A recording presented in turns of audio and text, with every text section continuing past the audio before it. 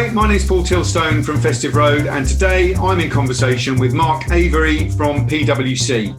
Hello, Mark. Hi, Paul. Good to speak to you. Good to see you. Good to see you as well. It's been a long while, and I look forward to the chance when we'll be at some event somewhere in London or wherever that may be.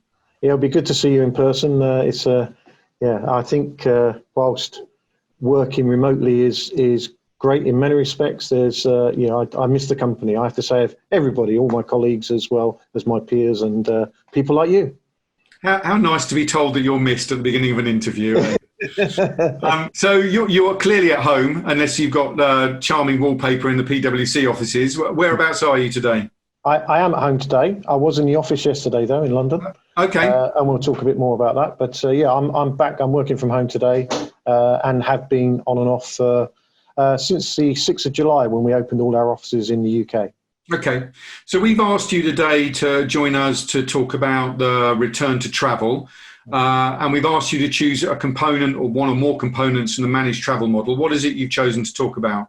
I'm sticking with demand. The reason I say I'm sticking with demand is we had the conversation pre-COVID, just before pre-COVID, at the travel show, and it was my tenet then, and I'm going to stick with that. It's funny because I've watched that video back since the business travel show, and it's uncanny how spot on you were. So I'm really interested in hearing, when you frame it within a COVID environment. So I'm interested in hearing what you've got to say on it. Before we talk about demand, just give us a perspective on what phase you're at in that return to travel at PwC. Sure. So first of all, I probably just need to explain, obviously PwC is a large partnership and a network of firms. And so to be brutally honest, we don't have a single common approach to this globally. We are sharing information. We are working in different ways. So most of my focus today is going to be based on the UK and what we've done in the UK, because I think there's some really good things we've done and some good opportunity and things to share. So where are we? So at the beginning of COVID and through the early part, it was very much work from home, stay at home, don't come in. We've really seen that rhetoric change over the last couple of months, really. So we started opening up our 6 main offices. Well, I call it the sort of 6 big offices up and down the UK on the 8th of June. With social distancing controls, etc. And then on the 6th of July, we opened up all of our offices across the UK for our people. And the rhetoric really has changed since then to come back to work if you have to, if you need to, if you're not efficient at home, to come back to work if you want to. Now, whilst it's still a choice and people have the choice, we are starting to see people are coming into the office more frequently, and we changed this weekend under the government guidance from sort of a 15-20% capacity to 50%. So we've really ramped that up. Now, of course, that's in preparation really for September, because a lot of people and like us, like a lot of firms, we've been encouraged to take our holidays during this time, albeit in lockdown, and perhaps we couldn't travel, but very much encouraged to take holidays so that we didn't have a big build-up of holidays at the end of the year, when clearly we're expecting that to be a busier period once we get back in September. So as a firm, I've worked as part of the central COVID committee, and we have a COVID steerco from our board, which is very much about putting safe practices and the right processes in place for our people to be able to return comfortably and safely into our offices.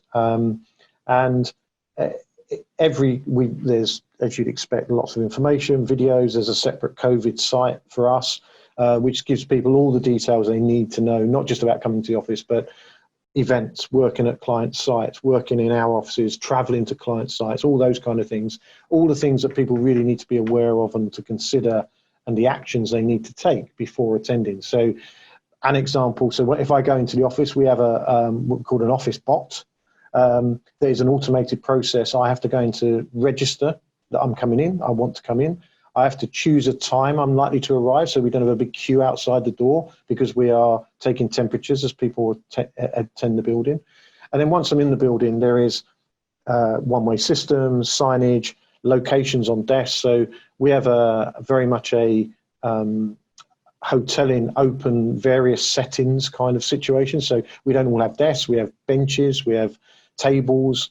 And what the firm's done is gone on, we've indicated all those locations that you can sit at to maintain social distancing in a color-coded format. So when I get my bot response through chat, I get a color code through that. I'll just show you it actually for yesterday. So, oh, no, I can't show you it for yesterday. It's colored down, sorry. Which was an orange code. Sorry, it clears down every 24 hours. So that's why it's clear from yesterday. And that gives me a timing. And then that color code also reflects where I need to sit. So pre this weekend, we had 5 color codes, one for each day. And then you could only sit at the right color code. Then obviously from a cleaning perspective, those areas are all cleaned down every day. And then the next color will come in. Now we've gone to every other location, every other seat effectively is now a single color for either today or tomorrow. So orange was yesterday, blue will be today, tomorrow will be orange again.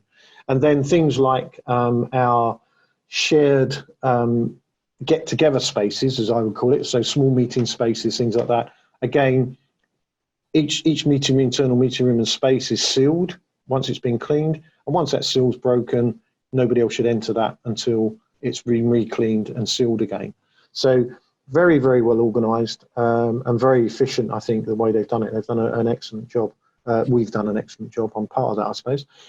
So really pleased with the way it's all working. And you've also talked about the return to office. Is that because the sort of ramp up of travel, the return to travel, is directly and inextricably linked to that return to office? And also, is there a sort of consistent reason why people are coming into the office? Is it for those face-to-face meetings, whereas if they've got 2 days of emails or remote calls, they tend to stay away from the office? I'm just interested where it changes behaviour. Yeah, the drive to come back to the office actually is more about also helping our local communities around us, because if you think about the revenue generation that we create as a large firm in the local communities, the sandwich bars, the coffee shops, all that side of it as well. And I think there's a genuine fear, not just in our business, but in not just in the travel and hospitality industry, but generally that a lot of these businesses won't be around if we don't return. Yeah. So there's an element of the desire to get our people back together, to working in groups and in consultative. Now, we can do a lot of that over technology as we are today. We have great tools and our technology has been fantastic. It's really stood up to, from not zero, because we've always had a big working at home, flexible working process, but from probably a 20 to 30% use to 100% use overnight. It's really been fantastic. And all the collaborative tools that we have have been excellent, and they're continuing to develop those. And I've, apart from my own internet issues, I don't think I've had any problems with our firm's services in that respect over the course of this period. And I say it really has stood the test of time. So whilst we can all collaborate on those, I think what people and everybody I've spoken to when I've been in the office, the bit that they've missed is the people, person-to-person contact, the conversation you have at the coffee machine. Or actually, it's quite funny at the moment because you go in and because there aren't hundreds of people as usual, there's a lot more around the desk kind of conversations, stand having a chat to people, what you've been doing, what you've been up to, that kind of thing. And that the generation that creates of ideas and working as well has been fantastic. So I think it's more the key around those two things, the local economies, getting our people coming together to generate ideas and work together, that technology has replaced to some degree, but hasn't completely fulfilled the gap, as it were. There's still a gap there. And obviously, ultimately, the drive there is to continue to drive our client revenues, client ideas, and really continue to take the business forward. So just to finish off this component, in terms of your status, you're allowing travellers to travel. Is it and it's their call if they wish to do so? Is that be a fair description? Not quite. So we still have a business requirement to travel. So if you're travelling domestically, as long as there's a business requirement, you can travel domestically and there's no restriction, no challenge.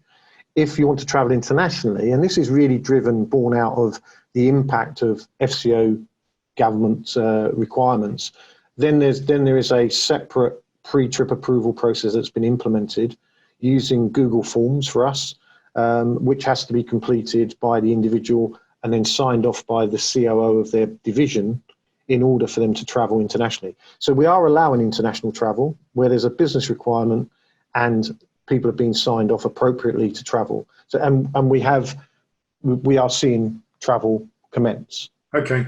Not at the levels it would be normally, but we are starting to see client business go on in particularly for us at the moment, Switzerland and Holland, Netherlands are quite busy for us. Probably of the bookings that I've seen, are the most prevalent international trips at the moment, and we've got some big projects out there. Okay, which brings us nicely on to your chosen topic, demand. Mm-hmm. So why does demand, I mean, I know you're a very demand-focused individual, but why in particular did you choose that topic today? I chose it really because I think two things. Firstly, we know that in order for the industry to return, demand has to be there. There's a lot of factors that then come into that to enable demand, both from a personal point of view, people's desire and risk, level of risk awareness or concern.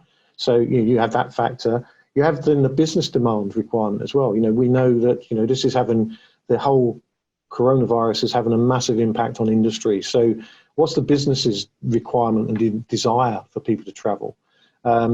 How is that going to impact the bottom line? What's the return on investment on these trips? And I think there's a real scrutiny around that today from the business that hasn't always been there quite as strongly as it is today. So the money that we've not been spending in travel is showing on the bottom line significantly.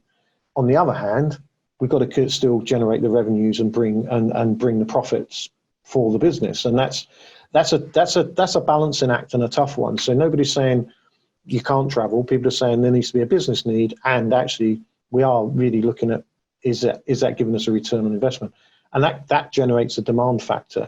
So you've got the people element, you've got the business element, and those two coming together to get the right balance, I think, is key. And this is, the reason that demand's been sort of top of your mind for quite some time is because you've always been an advocate for really trying to understand where travel brings value to the organisation and then marrying that up with its focus on trying to reduce its carbon footprint. Mm-hmm. I remember you having a project where you're looking at the need for internal meeting space versus external. So this in some ways, this must be a COVID aside and the impact of COVID, actually a really welcome moment for you and your profile within the organisation to try and have them think differently, especially where you need buy-in in your organisation and its culture. You don't tend to force stuff through, do you? No, we don't. No, you're right. It's an interesting piece that actually, Paul, because yes, I think you're right. It is elevating our position in that respect. The other side of it, though, is that what we are doing is really turning it to say, how can we, as we do return, how can we make the whole process more efficient? What things can we do to automate during this time? What can we do to improve the experience so that, and take away touch and give our fee-earning staff, if you like, time back, so that they're not spending a lot of time doing admin, whether that be expenses, whether that be booking. How can we streamline those processes to make that easier? So using the downtime not only to engage with the business, but engage the business on about the future and about how it can be better, as opposed to just looking at it as a future of travel. It's a future of how do we do this in a smarter, more automated, quicker way that gives our people time back to drive revenues and business for the business. So how have you gone about that? Have you literally kind of focused on areas of pain point that have existed for a while because you've been dealing with them for a while, or have you gone back to the drawing board and said process from trip conception right the way through to the end and every phase in between? How can we make it more efficient? I'm just interested in how deliberate you've been about that process? I think there's two parts to it. There's the quick wins, which is actually dealing with the pain points. Yeah. And then there's a secondary part of that, or probably the bigger part of that, which is really stripping it back to basics to say, okay, if we look at all of this, how can we drive more efficiency? The quick wins, as I would call it, the pain points, has been really about engaging with the right people in the business and the blockers, because there have been some blockers in the business, to be fair. People that don't necessarily want to see change. And that's not being unfair on some of my colleagues, but there are some areas of the business that are quite comfortable with the way it operates today. So why do we need to change it? Well, yeah, okay, but there are efficiency opportunities to actually make some changes to really change the way in which maybe payments are done, change the way in which the interaction of the traveller and the business needs to be in order to get a satisfactory trip, journey, payment, everything all in one place. So those should be relatively quick wins, but some of them really do need to work back into the industry to enable that to happen. If we look at hotel payments as an example, we've long desired to shift that from individual card collection invoice onto virtual payment type tools and enable us to take away that need to expense that whole element. That's really that's become available to us in a much stronger place now than it was than it has been, and it's becoming more and more prevalent, I think, in the industry. People have been doing this for a while. We're probably a little bit behind the curve in that respect, but we're really proud of the level of compliancy we have to our booking tools and to our program. That really puts us in a strong place to implement these things now. I guess that's also what I mean about COVID presenting an opportunity, because the moving to virtual pay is about process and for the organisation, but by sort of emphasising that it's also about touchless, and that's what in a COVID environment that's really important. So it acts as a really helpful driver. Have you thought about these processes in isolation as PwC, or have you either formally or informally engaged parts of the value chain, either your TMC or to your point, the hotel groups on trying to drive virtual pay or the booking tool or whatever? Yeah, but both actually. To be fair, the TMC has stepped up with some new service opportunities that we've been pushing them for some time. Now, these are services that may be offered in different areas by others, but the TMC that we've worked with have now finally, and it was actually, I think they launched it at the BT show, so in February. So we're really jumping straight into that and saying, yes, we want that. Let's move it forward. Let's do it. Let's get on with this and do it quickly, or quickly as we can. So that's been a massive step forward. The industry side of it, there's been engagement. I wouldn't say that I actually don't see in that respect there's a lot for them to do for us in that particular area. It's more about the processes sitting behind that to deliver what we need, whether that be the production of the virtual payment, the collection of invoice, that kind of thing. They're all if you like back office services that we need to put in place in order to make that an efficient process. Yeah, okay.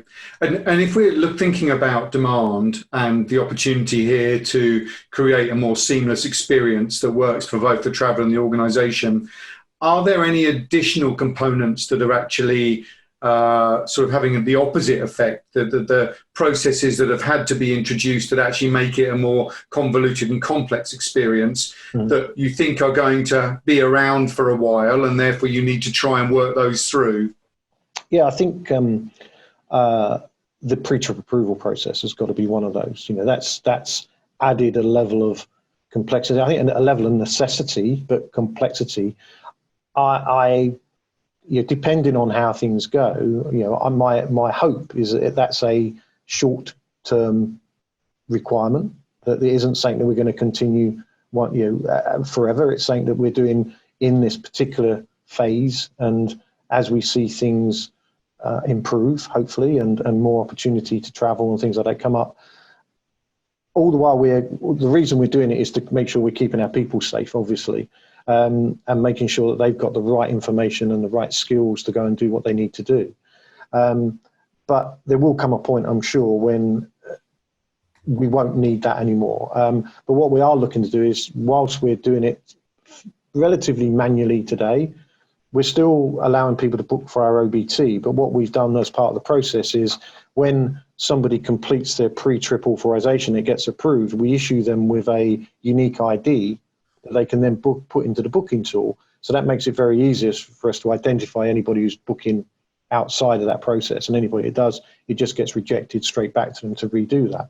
So we try to integrate some of that, but it is a bit of an onerous process at the moment. But it's relatively small numbers, so it's not a big issue. But I think as the volume increases, I see us trying to automate more of that and bring that all through in a single automated process, as opposed to sort of combined manual auto process, if you Yeah. I guess that pre-trip approval phase is really interesting, isn't it? Because it's a unique point in time for you as an organisation to be able to manage the different levers of demand as well. Mm-hmm. So I guess my next question is about whether you envisage any longer term, let's say mid and longer term behavioural change when it comes to the necessity for travel, the demand by people to travel, and whether you might use that point in the process to sort of flex those levers. So I'm thinking about, I know you were a great proponent in the past of providing people with their own individual carbon reporting and departments' carbon reporting, and putting caps in place and trying to get them to achieve. It's possible there might be other levers you might use at that pre-trip approval stage. So perspectives on that mid to longer term demand?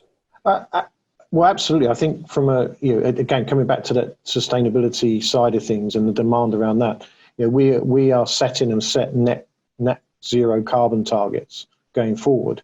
And the only way we're going to achieve that is if we really take a look at some of our demand requirements.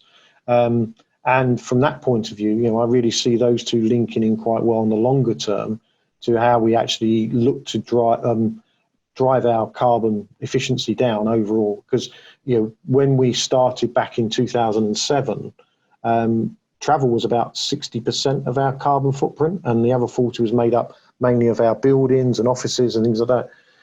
That's now nearer 90% of our carbon, because we've invested and done all the things that we can invest in, as in changing things like efficiency in boilers, lighting systems, all those things that you can do with buildings, even the leased buildings. But we've not really made any inroads into travel other than on a demand basis.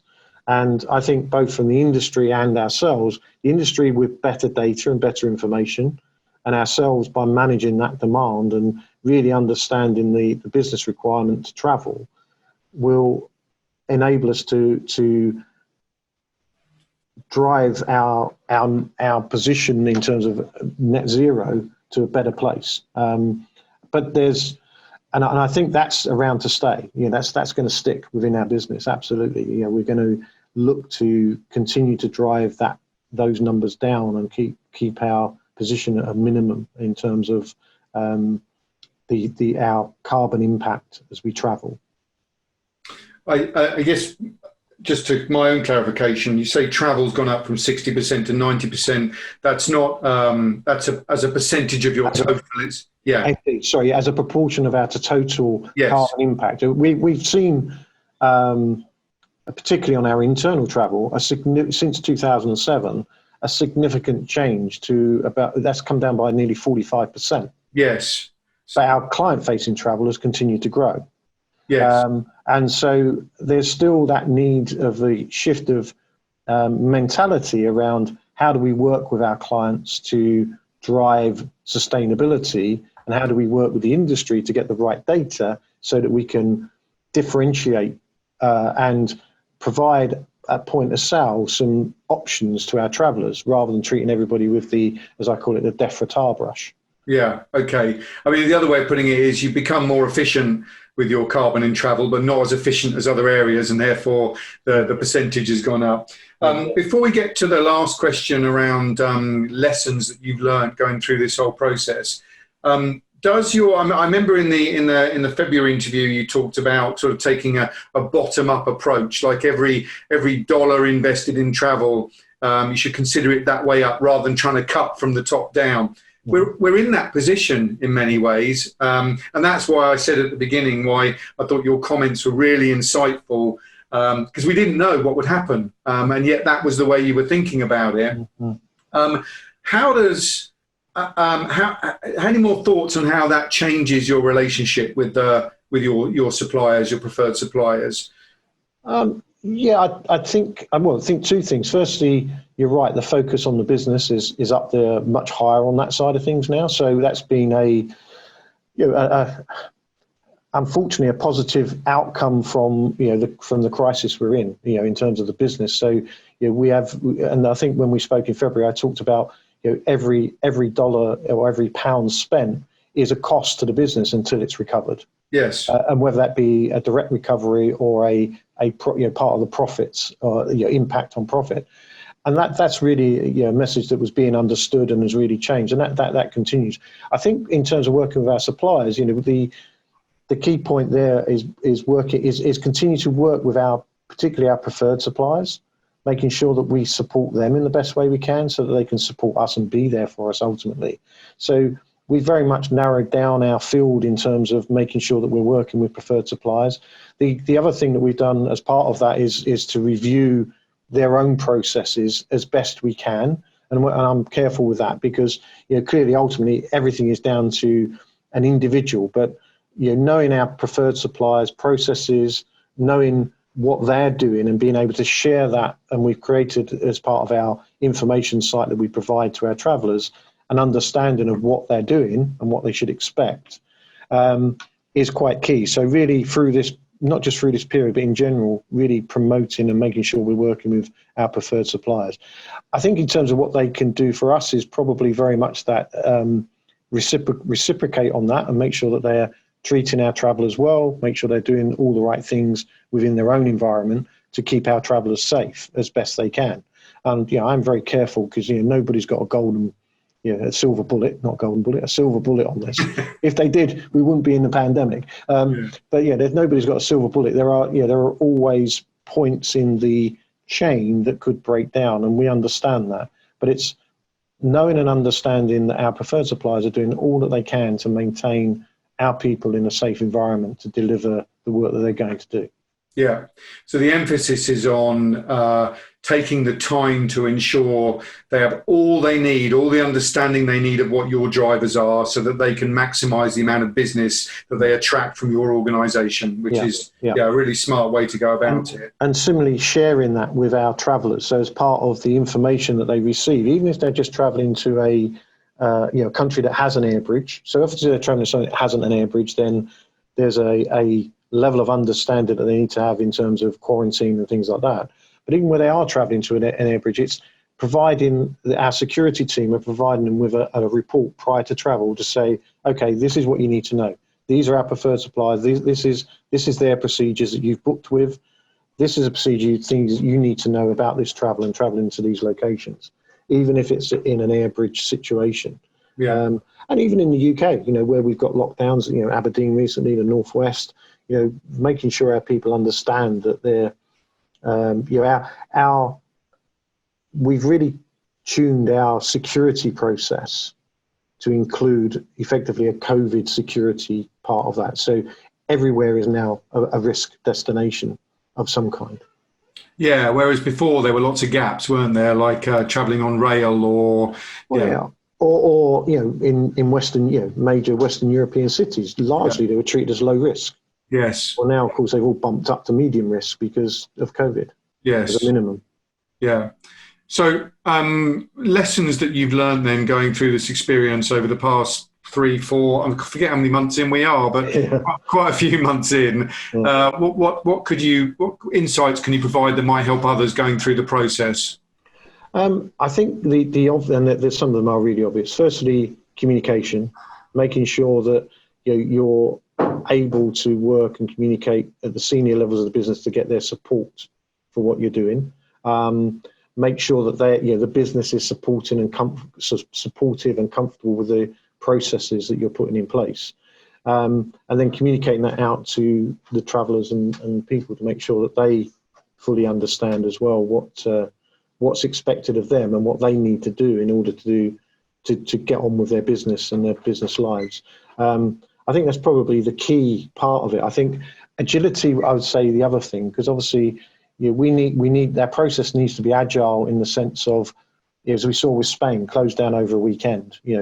We needed to both be able to change, take that out of the process so that people couldn't automatically book to there, but also then communicate with any travellers we had and make sure that, and again, and it's a bit like, unfortunately, travel crises bring opportunity for us in terms of like security, making sure people are booking through the program so that you can get that data, so you can inform them. As upsetting and challenging as they are, these things actually become much more valued by the business in these circumstances. So I think agility, communicate, and make sure that all the parties that are involved in the discussion are at the table: the business, the finance, the security, the travel. And actually, it extends far into HC and into our process and policies people as well, because ultimately, some of the actions that we've chosen to take are driven by process and policy, not just about travel, but about our people and HR policies.